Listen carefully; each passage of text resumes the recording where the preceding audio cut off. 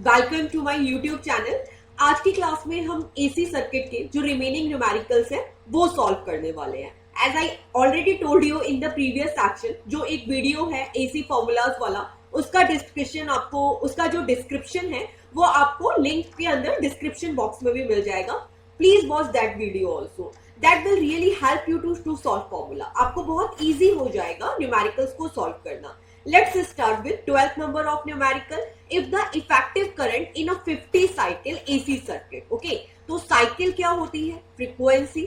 हम फ्रीक्वेंसी को क्या बोलते हैं? Number of cycle. तो जो 50 साइकिल है that means that is the frequency. We can say 50 hertz also. Okay, 50 cycle AC circuit is 5 ampere and current की वैल्यू कितनी है? 5 एम्पियर। अब यहाँ पे कुछ भी गिवन नहीं है कि ये RMS करंट है या फिर एवरेज करंट है, तो you have to take is RMS।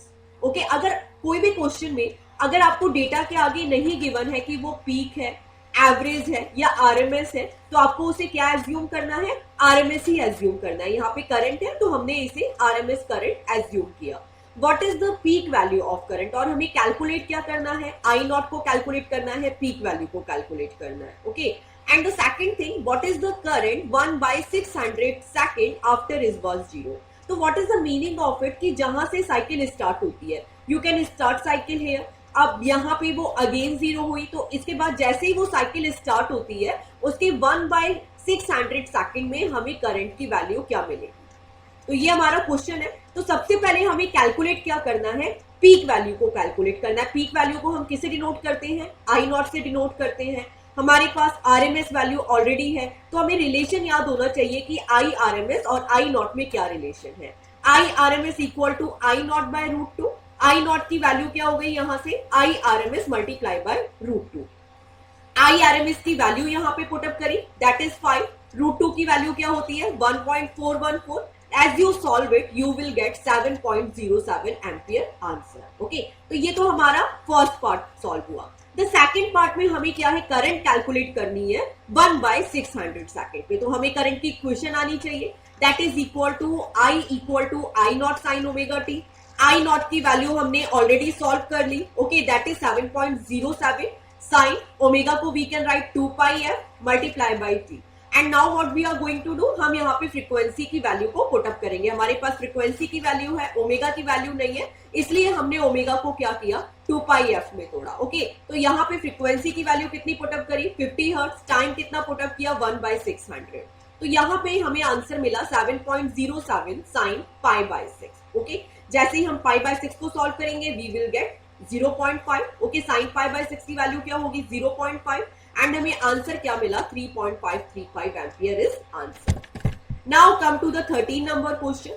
A light bulb is rated 100 watt. तो यहाँ पे आपको क्या गिवन है? पावर गिवन है। तो guys listen to me very carefully. जैसे ही आपको क्वेश्चन में पावर गिवन है तो यू हैव टू एज्यूम कि मे बी हमें V इंटू आई का यूज करना ही पड़ेगा, क्योंकि पावर क्या होता है? V into I. In the same way अगर हीट डिसिपेशन है तो क्या हो जाएगा? VI multiply by T. अभी यहाँ पे क्वेश्चन रीड करते हैं। A light bulb is rated 100 watt for 220 volt AC supply. तो एज यू कैन सी कि यहाँ पे वोल्टेज के आगे कुछ नहीं लिखा है कि कौन सा वोल्टेज है, तो मैं इसे कौन सा वोल्टेज एज्यूम करूंगी? RMS voltage. कितना गिवन है? 220 volt. Frequency AC supply of frequency is 50 hertz. तो यहाँ पे फ्रीक्वेंसी की वैल्यू पुटअप कर दी, that is 50 hertz.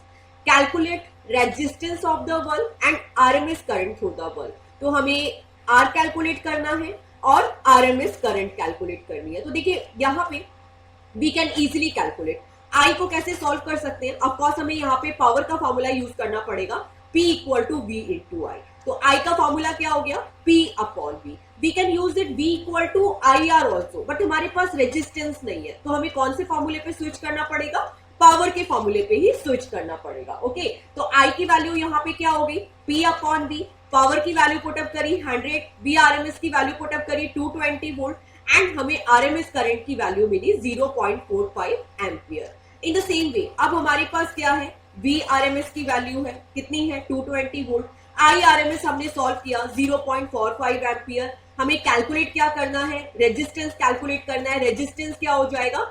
VRMS upon IRMS। VRMS की वैल्यू पुटअप करी, IRMS की वैल्यू पुटअप करी and we can get our answer. The next question is a 50 microfarad capacitor is connected to 220 volt 50 hertz source. Okay, तो हमें capacitance की value given है 50 microfarad. इस माइक्रोफेराडो को हम फेराडे में चेंज करेंगे तो हमें माइक्रो के लिए किसका मल्टीप्लाई करना पड़ेगा 10 टू पावर -6 का। वोल्टेज कितना है 220 वोल्ट, फ्रीक्वेंसी कितनी है 50 hertz. Find the capacitive reactance and current in the circuit. तो हमें कैलकुलेट क्या करना है कैपेसिटिव रिएक्टेंस, जिसे हम किससे डिनोट करते हैं एक्सी से डिनोट करते हैं। एंड इसके बाद हमें करंट भी कैलकुलेट करनी है, आरएमएस करंट भी कैलकुलेट करनी है और पीक करंट भी कैलकुलेट करनी है। ओके, तो यहाँ पे जो वोल्टेज है ऑफ कोर्स इसके आगे कुछ नहीं लिखा है, तो ये कौन सा वोल्टेज है आरएमएस वोल्टेज है। सबसे पहले हम रिएक्टेंस को सॉल्व करते हैं, तो एक्सी का फॉर्मूला क्या होगा 1/2 पाई एफसी। वैल्यूज पुटअप करी 2 पाई की वैल्यू 3.14, फ्रीक्वेंसी कितनी है 50 हर्ट्ज है यहाँ पे। ओके, और कैपेसिटेंस की वैल्यू क्या है 15 इंटू 10 टू पावर -6। ये वैल्यू पुटअप करी और हमें आंसर क्या मिला 2120 ओम। इसके बाद हमें सॉल्व करना है आरएमएस करंट को और पीक करंट को। तो ऑफकोर्स देखिए यहाँ पे आई का फॉर्मूला क्या होगा, आई क्या होता है नॉर्मली V/R, बट यहाँ पे क्या लगा है सर्किट में कैपेसिटर कनेक्टेड है, तो आर की जगह क्या यूज करेंगे एक्सी को यूज करेंगे। तो आई आरएमएस क्या हो गया V/RMS/XC।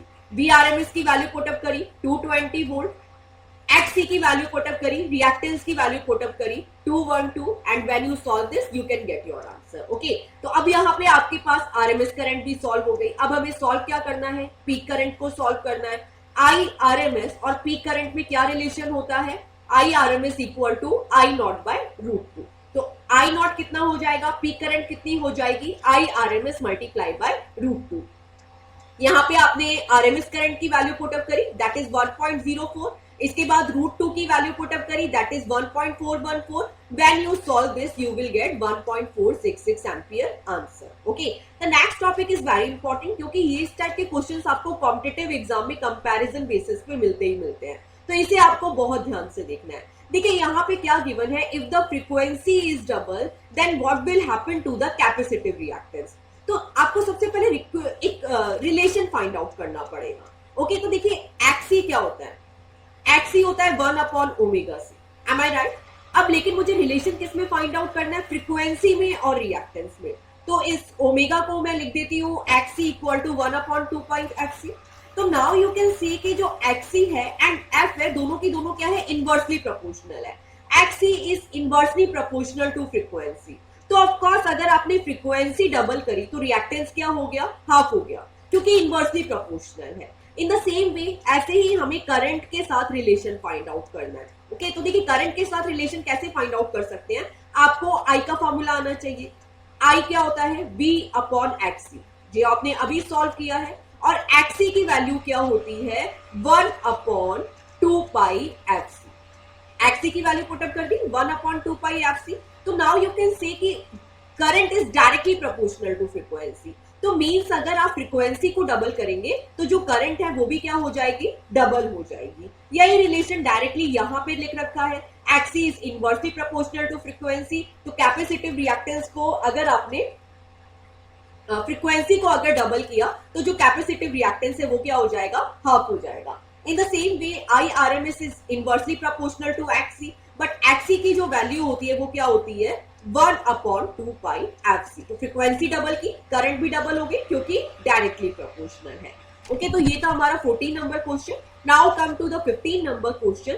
N AC circuit consist of an inductor of inductance L की वैल्यू गिवन है 2 henry if the current is represented by sine wave of amplitude 0.525 ampere. तो मतलब इसमें क्या बोला है कि जो करंट है उसको हमने किससे रिप्रेजेंट किया साइन वेव से रिप्रेजेंट किया, जिसका जो मैक्सिमम एम्पलीट्यूड कितना है 0.25 एम्पियर। तो मतलब आई नॉट की वैल्यू कितनी है 0.25 ampere. In the same way frequency की वैल्यू कितनी है 60 हर्ट्ज।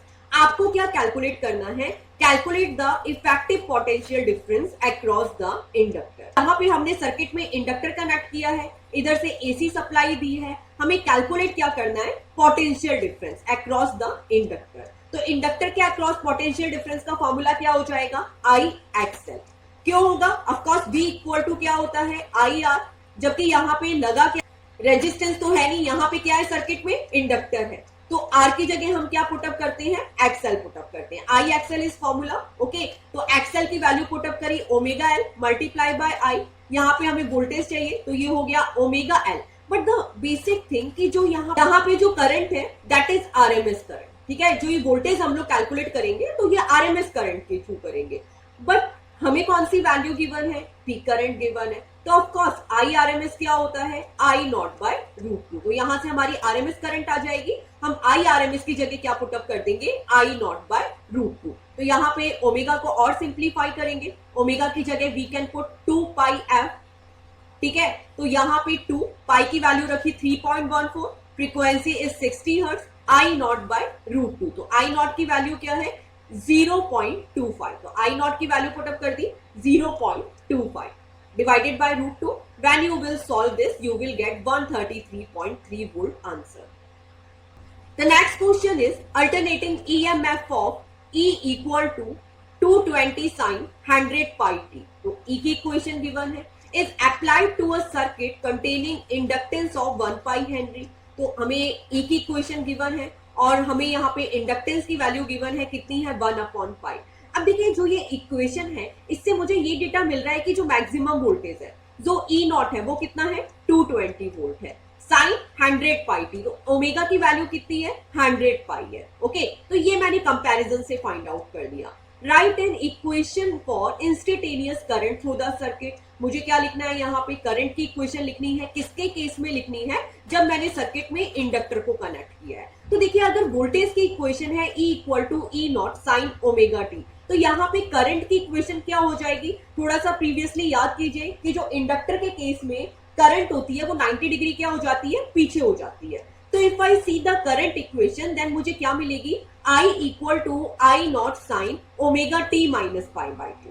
इस इक्वेशन के अंदर मैं वैल्यूज पुटअप कर सकती हूँ, ओमेगा की value I can put up 100 pi T minus pi by to. But मेरे पास क्या है, आई नॉट की वैल्यू नहीं है, मेरे पास आई नॉट की वैल्यू नहीं है, बट मेरे पास क्या है यहाँ पे ई नॉट गिवन है। तो हाउ कैन आई कैलकुलेट यहाँ से आई नॉट, तो यहाँ पे सिंपली मेरे पास ई नॉट की वैल्यू है, आई नॉट क्या हो गया E naught by omega L. तो मैंने देखिए यहाँ पे इसको सॉल्व किया है, I naught equal to E naught by omega L. E naught की वैल्यू क्या है 220 वोल्ट, ओमेगा क्या होता है 2 पाई एफ, ओके। बट हमें यहाँ पे डायरेक्टली ओमेगा की वैल्यू गिवन है तो we can directly put up 100 into pi.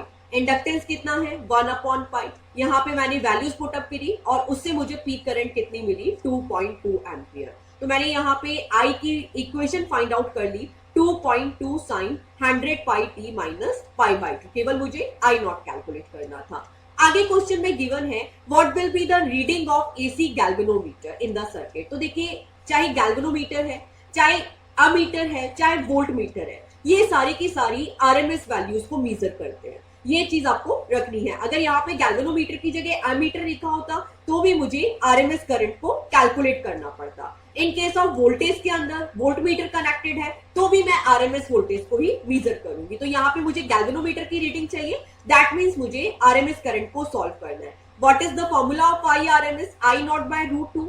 I naught की वैल्यू क्या है 2.2 एम्पियर, रूट टू की वैल्यू क्या है 1.414 एंड मुझे आंसर क्या मिला 1.55 एम्पियर। तो दिस इज द 16 क्वेश्चन। अब हम आते हैं 17 नंबर क्वेश्चन पे, दैट इज वेरी इंपॉर्टेंट क्योंकि यहाँ पे आपको सब कुछ कैलकुलेट करना है, frequency, reactance, impedance, current and phase angle, सब कुछ, ओके। तो देखिए वैल्यूज क्या क्या गिवन है, अ 25 माइक्रोफेराडे कैपेसिटर, कैपेसिटेंस की वैल्यू कितनी है 25 माइक्रोफेराडे, और you can write 25 into 10 to power minus 6 Faraday.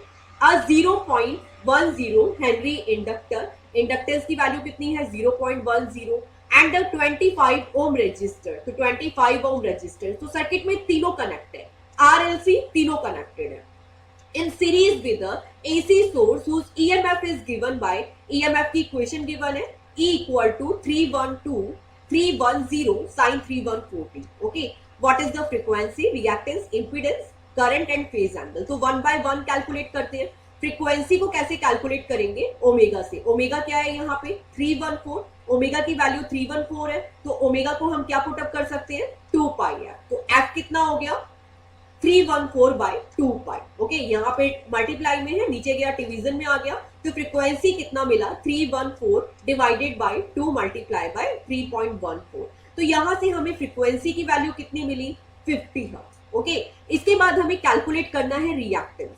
तो देखिए रिएक्टेंस कैसे कैलकुलेट करेंगे, यहाँ पे सर्किट में एलबी है और सीबी है, तो जब भी सर्किट में इंडक्टर और कैपेसिटर दोनों कनेक्टेड होता है तो जो हमारा रिएक्टेंस होता है वो क्या होता है, एक्सएल माइनस एक्सी या एक्सी माइनस एक्सएल, आप कुछ भी ले सकते हैं। तो that is the formula of reactance, XL minus XC. तो यहाँ पे हमें दोनों को इंडिविजुअल कैलकुलेट करना पड़ेगा। एक्सएल क्या हो गया, ओमेगा एल, ओमेगा की वैल्यू हमें गिवन है कितनी है 314, एल की वैल्यू कितना है 0.10, तो ये हमें मिल गई एक्सएल की value. In the same way XC क्या होता है 1 by omega C, again 1 by omega की वैल्यू पुटअप करी 314, सी की वैल्यू पुटअप करी 25 इंटू 10 टू पावर माइनस 6। जैसे ही आप इसे सॉल्व करेंगे you will gate 127.40 answer. Okay, तो जो एग्जैक्टली हमारा रिएक्टेंस है, एग्जैक्टली रिएक्टेंस है वो क्या मिला, एक्सएल माइनस एक्सी। जब हम इसे सॉल्व करते हैं, माइनस करते हैं, तो हमें क्या आंसर मिलता है 96। यहाँ पे मोड का साइन लगा रखा है, आप चाहे बड़े से छोटा माइनस करो या छोटे से बड़ा माइनस करो, एज यू कैन सी यहाँ पे माइनस का साइन आना चाहिए, बट बिकॉज ऑफ मोड है तो क्या होगा, यहाँ पे हमें प्लस का ही साइन मिलेगा। इसके बाद आते हैं हम इम्पीडेंस पे। इम्पीडेंस का फॉर्मूला क्या होता है, under root R square plus omega L minus omega C whole square, जो ऑलरेडी हमने लर्न किया हुआ है जब भी हमने फॉर्मूलोज को रिवाइज किया था, एंड ऑफ कोर्स आपको भी याद होनी चाहिए। तो यहाँ पे हमने रेजिस्टेंस की वैल्यू पुटअप करी, omega L and minus 1 upon omega C को सॉल्व किया। Okay, and then we will get our answer. After that we have to calculate the current. इसके बाद हमें क्या कैलकुलेट करना है, करंट कैलकुलेट करनी है। तो जब भी सर्किट में आर एल सी तीनों लगे हुए, तीनों की तीनों लगे हुए एसी सोर्स के साथ में, तो यहाँ पे आई क्या होता है, V upon I. V upon I क्या होता है, जेड होता है। ऐसे तो आर होता है V upon I, but R L C के केस में क्या मिलता है, V upon I equal to Z मिलता है। यहाँ पे हमें क्या कैलकुलेट करना है, आई, तो क्या हो गया V अपॉन जेड, और you can write E upon Z. Voltage को we can write V also, E also. तो हमें फॉर्मूला क्या मिला, E upon Z. Okay, E का वैल्यू, वोल्टेज हमने कितना लिया है यहाँ पे 310, as you can see maximum voltage 310 है, और इम्पीडेंस हमने अभी कैलकुलेट किया है 99.1 और ये 99.2। When you will put this you can calculate the current also. यहाँ पे आरएमएस करंट भी आप कैलकुलेट कर सकते हो, क्योंकि यहाँ पे गिवन नहीं है कि कौन सी करंट कैलकुलेट करनी है, तो ऑफ कोर्स हमें आरएमएस करंट कैलकुलेट करनी पड़ेगी। तो हम क्या करेंगे, इसी के अंदर √2 को डिवाइड कर देंगे, तो हमें क्या मिल जाएगी, आरएमएस करंट मिल जाएगी। लास्ट हमें क्या कैलकुलेट करना है, फेज एंगल, मतलब फाई। तो फेज एंगल किससे कैलकुलेट करेंगे, कॉस फाई से। ये जो फेज एंगल है इसको कैसे कैलकुलेट करेंगे, कॉस फाई से। कॉस फाई क्या होता है, आर अपॉन जेड। आर की वैल्यू क्या है 25, जेड की वैल्यू क्या है 99.1 और 99.2, एंड जब इसे सॉल्व करोगे आपको cos फाई मिल जाएगा 0.2520। अब देखो यहाँ पे फाई की वैल्यू क्या हो जाएगी, cos इनवर्स में, ठीक है, ये cos इनवर्स हो गया, और लोग टेबल से इसे सॉल्व करोगे तो आपको क्या मिलेगा 75.40 डिग्री। बट बेटा देखो, जब भी हम एंगल सॉल्व करते हैं आंसर हमारा डिग्री में आया, बट एसआई यूनिट क्या होती है एंगल की, एंगल की एसआई यूनिट होती है रेडियन। एंगल की एसआई यूनिट क्या होती है, रेडियन होती है। तो हमें क्या करना पड़ेगा, इस डिग्री को रेडियन में कन्वर्ट करना पड़ेगा, और डिग्री को रेडियन में कन्वर्ट करने के लिए किसका मल्टीप्लाई करते हैं, पाई बाय 180 का मल्टीप्लाई करते हैं। तो जो हमारा एंगल डिग्री में कितना है 75.40, हम इसे किस में कन्वर्ट करेंगे, रेडियन के अंदर। तो इसके लिए हमने पाई बाय 180 का मल्टीप्लाई किया, हमें आंसर कितना मिला 1.316 radian. Now come to the 18 number question, a capacitor of 100 microfarad. Okay, तो कैपेसिटर की वैल्यू गिवन है 100 माइक्रोफैराडे, इसको हमने फैराडे में कन्वर्ट किया तो 10 टू पावर माइनस 6 में मल्टीप्लाई किया। इसके बाद सर्किट में क्या कनेक्टेड है, रेजिस्टेंस, कितनी वैल्यू है 50 ओम है। ओके, आगे सर्किट में इंडक्टेंस है, इंडक्टेंस की वैल्यू कितनी है 0.5 henry, are connected in series with 110 volt and 50 hertz source. तो सारी की वैल्यूज हमने यहाँ लिख दी। Calculate the RMS value of current in the circuit. तो देखिए आगे के जो क्वेश्चंस हैं उसमें 4 to 5 फॉर्मूलाज मिनिमम यूज ही होंगे एक न्यूमेरिकल्स के अंदर, तो आपको थोड़ा सा ध्यान से सॉल्व करना है। अब यहाँ पे हमें आरएमएस करंट को सॉल्व करना है, तो आई आरएमएस का फॉर्मूला क्या होगा, सबसे पहले सीधे आंसर पे आते हैं। आई आरएमएस का वैल्यू क्या होगा, V upon Z, V RMS upon Z. तो हम यहाँ पे देखते हैं हमारे पास क्या क्या वैल्यूज है। हमारे पास V RMS वैल्यू गिवन है हमें, यस यहाँ पे 100 वोल्ट 10 वोल्ट हमें वैल्यू गिवन है, यहाँ पे वोल्टेज के आगे कुछ नहीं लिखा है, तो दैट मीन्स ये कौन सी वोल्टेज है, आरएमएस वोल्टेज है। हमारे पास आरएमएस वोल्टेज है, अब हमें सॉल्व क्या करना है, जेड को।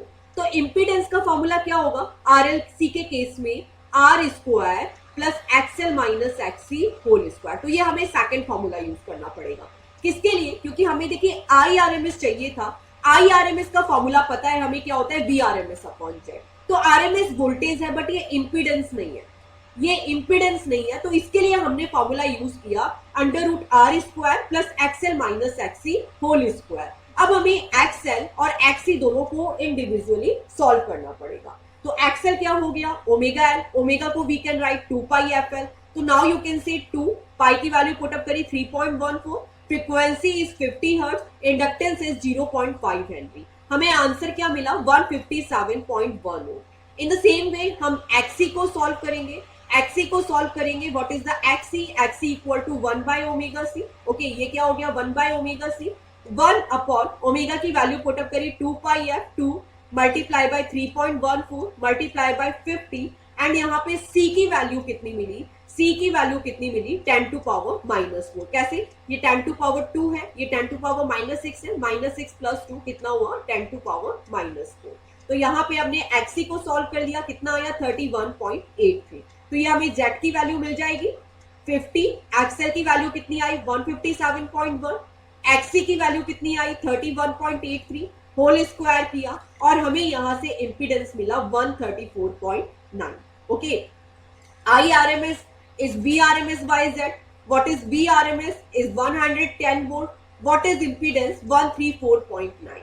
When we solve this, we will get 0.8154 ampere is our answer. Now come to the 19th number of question. तो देखिए यहाँ पे क्या सॉल्व करना है, find the capacity of capacitor. तो हमें C कैलकुलेट करना है। अब लेट्स सी कि हमारे पास डेटा क्या क्या है, ठीक है, which put in series with a 10 ohm resistor. तो सर्किट में क्या है, रेजिस्टर भी है और कैपेसिटर भी है, makes the power factor equal to 0.5। तो पावर फैक्टर हम किसे बोलते हैं, cos 5 को। तो मतलब यहाँ पे cos 5 कितना है, cos 5 कितना है 0.5। एज्यूम एंड 80 वोल्ट, तो मतलब वोल्टेज कितना है 80 वोल्ट और फ्रीक्वेंसी कितनी है 100 हर्ट्ज। तो that is the value of frequency. अब how can we calculate the value of capacitance. तो देखिए इस टाइप की वैल्यू में जब आपको कैपेसिटेंस या इंडक्टेंस कैलकुलेट करना होता है, तो इंडक्टर के केस में क्या होता है, हमें एक्सएल से कैलकुलेट करना होता, ओमेगा एल हो जाता। ओमेगा एल को आप कैसे सॉल्व करते, एक्सएल डिवाइडेड बाय ओमेगा, और ओमेगा को we can write 2 pi L. In the same way हमें क्या सॉल्व करना है, यहाँ पे कैपेसिटेंस को सॉल्व करना है, तो हमें किसकी हेल्प लेनी पड़ेगी, एक्सी की हेल्प लेनी पड़ेगी।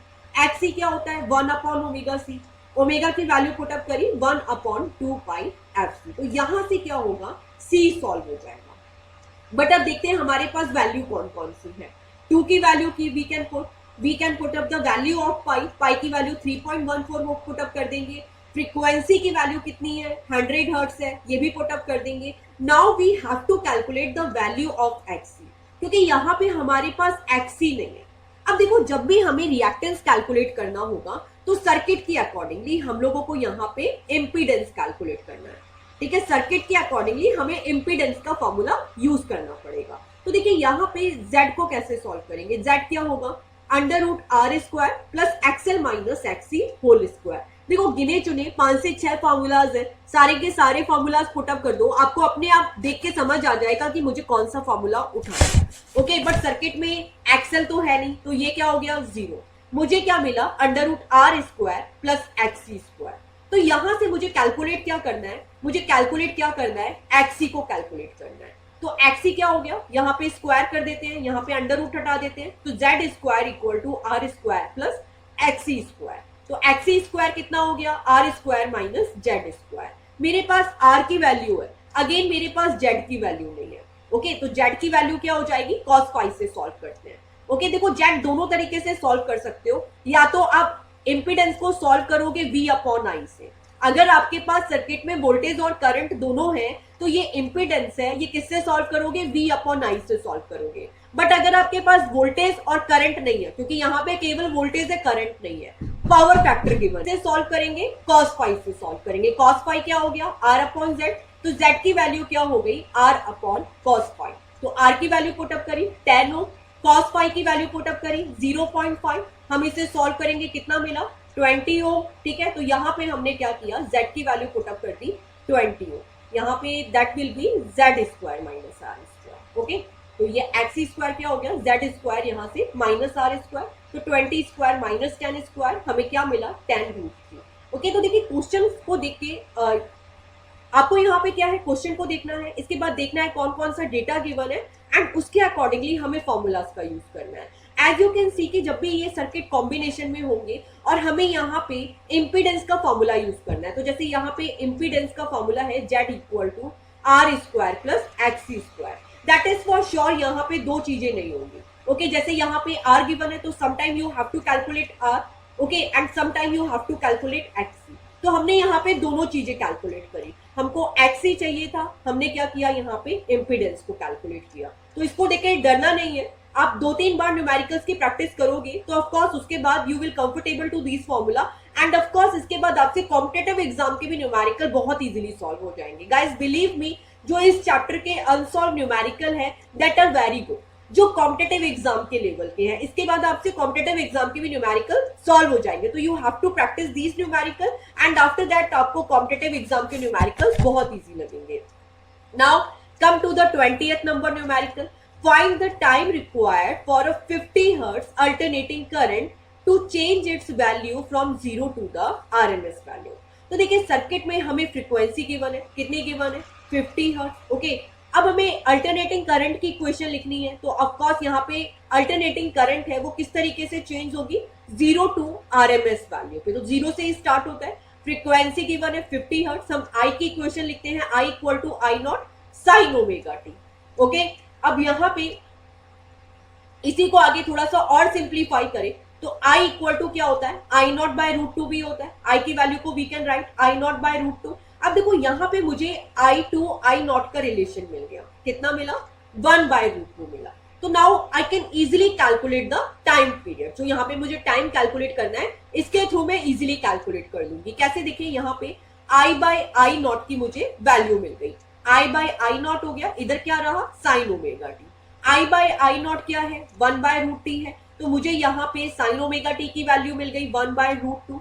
ओके, ओमेगा टी क्या हो गया sine inverse 1 by root two, तो जो साइन की वैल्यू मुझे 1 बाय रूट टू कब मिलेगी, पाई बाय 4 में, तो यहाँ पे मुझे मिल गया पाई बाय 4। ओमेगा को सिंप्लीफाई करती हूँ 2 pi F T equal to pi by 4, pi से पाई कैंसिल आउट हुआ, यहाँ पे टाइम क्या हो गया 1 बाय 8 है, 4 इन मल्टीप्लाई बाय 2 एंड यहाँ पे क्या है फ्रीक्वेंसी है, तो फ्रीक्वेंसी की value I can put 8 into 50 and मुझे क्या टाइम पीरियड मिला 1 बाय 400 सेकेंड।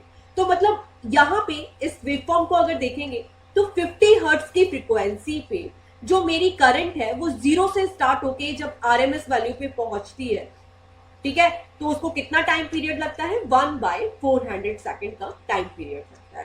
तो this numerical is basically based on the derivation kind of numerical. तो ये प्रोसेस आपको पता होना चाहिए ताकि आपसे इस टाइप के न्यूमेरिकल इजीली सॉल्व हो जाए। Now come to the 21 number numerical, calculate the value of capacity in the picofarad. Okay, picofarad क्या होता है 10 टू पावर माइनस 12, तो मतलब मुझे जो कैपेसिटेंस की वैल्यू चाहिए वो 10 टू पावर माइनस 12 पे चाहिए, which will make 101.4 micro henry inductance. Inductance की वैल्यू कितनी है 101.4 into 10 to power minus 6 Henry.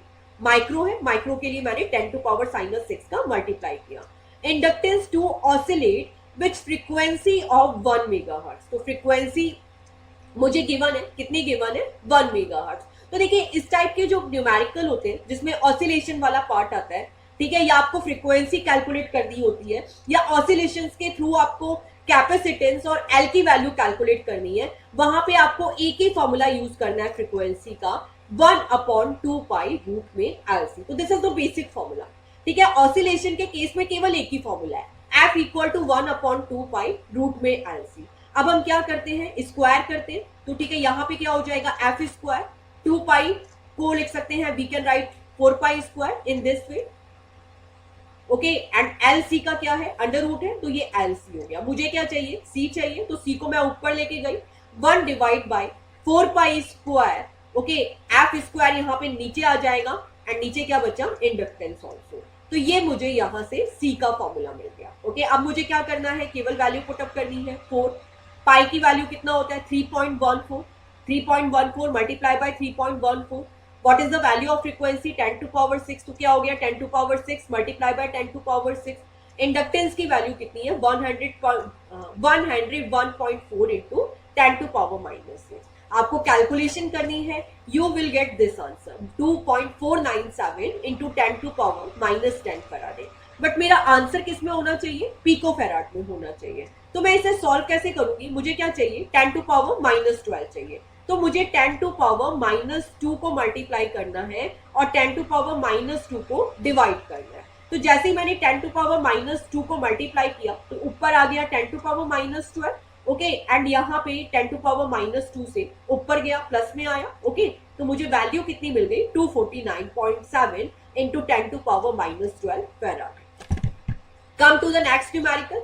अब देखिए जो नेक्स्ट न्यूमेरिकल है ये भी बेस्ड है ऑसिलेशन पे, ठीक है, किस पे बेस्ड है, ऑसिलेशन पे। तो ऑसिलेशन का आपको फॉर्मूला पता है, किस तरीके से सॉल्व करते हैं। एक कैपेसिटर होता है, एक इंडक्टर होता है, ओके यहाँ पे एक कैपेसिटर यूज किया, एक इंडक्टर यूज किया। यहाँ पे कंटिन्यूअसली ऑसिलेशंस चलते रहते हैं। कैपेसिटर चार्ज होता है, फिर इंडक्टर के थ्रू डिस्चार्ज होता है, फिर इंडक्टर क्या होगा, डिस्चार्ज होगा और कैपेसिटर चार्ज होगा। तो यहाँ से we can find the equation कि जो कैपेसिटर में कितनी एनर्जी स्टोर होती है, जितनी की जितनी एनर्जी इंडक्टर में स्टोर होती है, मतलब दोनों के अंदर स्टोरेज सेम हो रहा है, क्योंकि ऑसिलेशंस में ऐसे ही चलता है, ठीक है। चार्जिंग एंड डिस्चार्जिंग, कैपेसिटर पहले चार्ज होगा, इंडक्टर के थ्रू डिस्चार्ज होगा, फिर इंडक्टर चार्ज होगा एंड कैपेसिटर के थ्रू डिस्चार्ज होगा। तो दोनों में जो एनर्जी स्टोर हो रही है वो कितनी है, इक्वल है, सेम है। तो जो एक कैपेसिटर है ये किस अमाउंट में एनर्जी स्टोर करता है, हाफ सी वी स्क्वायर, और इंडक्टर किस अमाउंट में एनर्जी स्टोर करता है, हाफ एल आई स्क्वायर। तो ये जो पार्ट है ये हमने ऑलरेडी सीखा हुआ है, ओके जो हमारी टेक्स्ट बुक है उसके अंदर ये हमने ऑलरेडी लर्न किया है कि दोनों के अंदर स्टोरेज सेम होता है, और इसी फार्मूला इसको हमें यहाँ पे यूज करना है जहां पे भी स्टोरेज का केस आता है। तो now we will see the numerical, ये हमने बिल्कुल बेसिक सीखा। A 10 microfarad capacitor is charge. तो सबसे पहले हमने 10 माइक्रोफैराडे कैपेसिटर लिया और उसे 25 वोल्ट के पोटेंशियल से चार्ज किया। तो ये 10 माइक्रोफैराडे कैपेसिटर है, ओके इसे हम बैटरी के थ्रू चार्ज करते हैं, ओके इसके बाद ये जैसे ही हम इसे चार्ज करते हैं, इसके बाद नेक्स्ट स्टेप में हम इस बैटरी को हटा देंगे।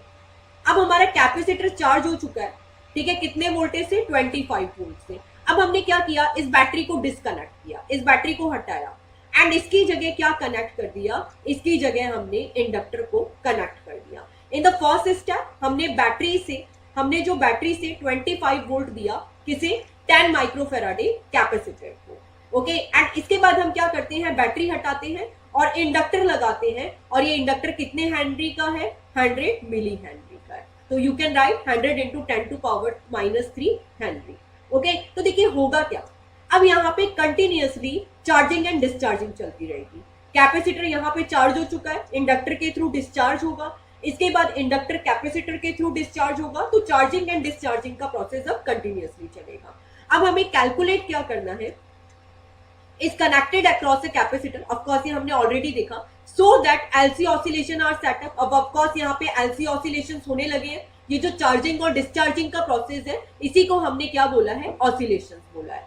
Calculate the maximum current in the coil. अब हमें तो जहां पे भी हमारे LC ऑसिलेशन सेट हो रहे हैं, जहां पे भी सर्किट में हमारे LC ऑसिलेशन सेट हो रहे हैं, we have to use this formula only, half C V square equal to half L I square, okay oscillations के केस में। अब देखिए हमारे पास यहाँ पे सारी वैल्यू है, we have the value of C, we have the value of B, और हमें क्या कैलकुलेट करना है, यहाँ पे आई को कैलकुलेट करना है।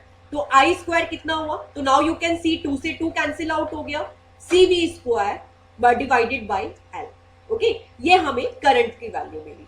अब हम क्या करेंगे, यहाँ पे सी की, बी की, एल की वैल्यू पुटअप करेंगे and we will get our answer is 0.25 ampere. Now come to the 23 number numerical. It is the solve as we did in the previous part. तो नाउ वी विल सी कि हमारे पास क्या क्या values है। 100 microfarad capacitor, तो capacitor की value कितनी given है, 100 माइक्रोफेराडे। माइक्रोफेराडे को फेराडे में चेंज किया तो किसका मल्टीप्लाई किया, 10 टू पावर -6 का। आप इसे सॉल्व करेंगे तो हमें क्या मिला, 10 to power -4 farad. Okay, then source supply is remove. तो सेम देखिए, जो सेम पार्ट था प्रीवियस वाला, इट इज द सेम। हमने क्या किया, एक सर्किट में कैपेसिटर है, उसके अंदर सप्लाई दी, कितनी सप्लाई दी, 50 वोल्ट की supply the. In the next step हमने क्या किया, इस बैटरी को रिमूव किया, इस बैटरी को रिमूव किया, then source supply is remove and the capacitor is connected across the inductance. तो कैपेसिटर को यहां पे हमने किसके साथ कनेक्ट कर दिया, इंडक्टेंस के साथ कनेक्ट कर दिया। तो अब हमारे पास सर्किट में क्या है, एल है और सी है। तो जब भी सर्किट में एल और सी दोनों होंगे तो क्या स्टार्ट हो जाएंगे, ऑसिलेशन स्टार्ट हो जाएंगे। ओके, यहाँ की एनर्जी जो बैटरी से चार्ज हो चुकी है, 50 वोल्ट बैटरी से चार्ज हो चुकी है, कैपेसिटर चार्ज हो चुका है, वो क्या होगा, इंडक्टर के थ्रू डिस्चार्ज होगा एंड अगेन इंडक्टर चार्ज हो जाएगा, फिर ये कैपेसिटर के थ्रू डिस्चार्ज होगा। तो मतलब इस सर्किट में अब ऑसिलेशंस क्या है, कंटिन्यूअसली चलते रहेंगे। यहाँ पे आपको आगे करंट गिवन है, as a result of which 5 ampere current flow, current की वैल्यू गिवन है 5 ampere. Calculate the value of inductance, हमें कैलकुलेट क्या करना है, इंडक्टेंस को कैलकुलेट करना है। तो as I already told you, जो ये ऑसिलेशंस वाला केस होता है, ऑसिलेशन के केस में क्या होता है, दोनों में सेम एनर्जी स्टोर होती है। तो जो एनर्जी कैपेसिटर में स्टोर हो रही है, सेम एनर्जी इंडक्टर में स्टोर हो रही है। कैपेसिटर में कितनी एनर्जी स्टोर हो रही है, half C V square. Inductor में कितनी एनर्जी स्टोर हो रही है, हाफ एल आई स्क्वायर। तो एल की वैल्यू क्या मिली हमें, C V square divided by I square. Okay, when we will solve this, हमने यहाँ पे सारी वैल्यूज पुट अप कर दी, सी की, वी की, आई की, एंड जब इसे सॉल्व करेंगे हमें आंसर क्या मिलेगा, 0.01 हेनरी। तो आज की क्लास में हमने एसी सर्किट्स के न्यूमेरिकल किए। AC circuit chapter completely finish हो चुका है। Okay, will start the next chapter. Thanks for watching and please click to subscribe. Bye all.